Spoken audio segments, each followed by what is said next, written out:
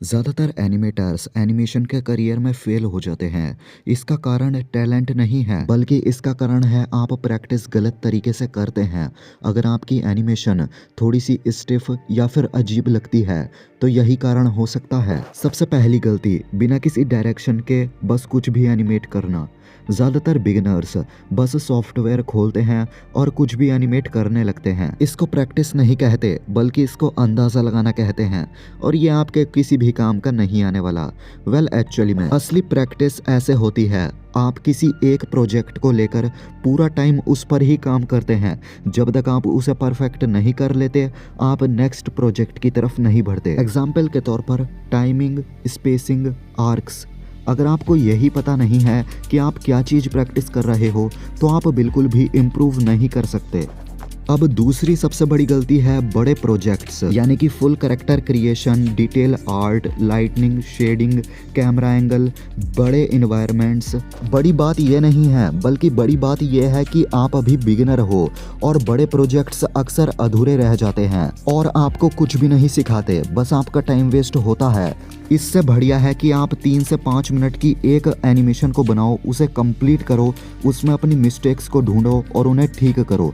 इससे आपकी प्रैक्टिस भी होती रहेगी, आपकी स्किल्स इंप्रूव होती रहेंगी। इसलिए छोटे छोटे प्रोजेक्ट्स बनाएं, उनको कंप्लीट करें। ज़्यादा प्रोजेक्ट्स बनाएं, अपनी मिस्टेक्स को ढूंढें, उनको ठीक करें। इनसे आपकी स्किल्स इंप्रूव होती हैं और आपको अच्छा भी लगता है कि आपने एक प्रोजेक्ट कंप्लीट कर लिया। इससे आपका मोटिवेशन बढ़ता है। अब अगली सबसे बड़ी गलती है रिपीटेशन, यानी कि आप किसी एक चीज के ऊपर पूरा ध्यान नहीं देते।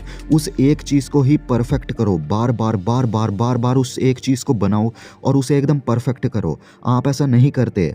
मैं मानता हूं ये थोड़ा सा बोरिंग है, लेकिन ये बहुत ही ज्यादा इंपॉर्टेंट चीज है, क्योंकि इसकी मदद से ही आप कंट्रोल पाते हो अपने हाथ पर अच्छे से, और अच्छे से एनिमेशन को बना पाते हो। अगर आप मेरी मानो तो आप एक ही प्रोजेक्ट को लो और उसे ही बार बार बार बार बार बार बार बार प्रैक्टिस करते रहो।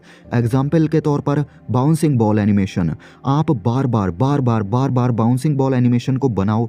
सबसे पहले उसमें अपनी टाइमिंग को फिक्स करो और उसके बाद उसमें अपनी स्पेसिंग को ठीक करो। जब आप इसमें परफेक्ट हो जाओगे, तो फिर आप अपने नेक्स्ट प्रोजेक्ट की तरफ आगे बढ़ सकते हैं, और उसके साथ भी आपको ऐसा ही करना है। अब जो अगली गलती है वो है जल्दी फीडबैक ना लेना। यानी कि जो बिगनर्स होते हैं वो वेट करते हैं कि वो पहले अपनी स्किल्स को इम्प्रूव कर लें, एकदम अच्छा कर लें, उसके बाद ही वो एनिमेशंस को अच्छे से बनाना स्टार्ट करेंगे। ये एक ट्रैप है, इसमें बिल्कुल मत फंसना यार। भाई, आप अभी से एनिमेशन करना शुरू कर दो। भले से ही आपकी स्किल्स कैसी भी हैं, आप बनाते जाओगे, धीरे धीरे आपकी स्किल्स अपना आप इम्प्रूव होती जाएंगी। बस बनाओ, ठीक है ना। अब अगली जो गलती है वो है इनकंसिस्टेंट प्रैक्टिस। बिगिनर क्रिएटर्स को लगता है कि हर दिन थोड़ी प्रैक्टिस करने से अच्छा है हफ्ते में एक दिन कुछ घंटे प्रैक्टिस करें। भाई, ये बहुत बड़ी गलती है।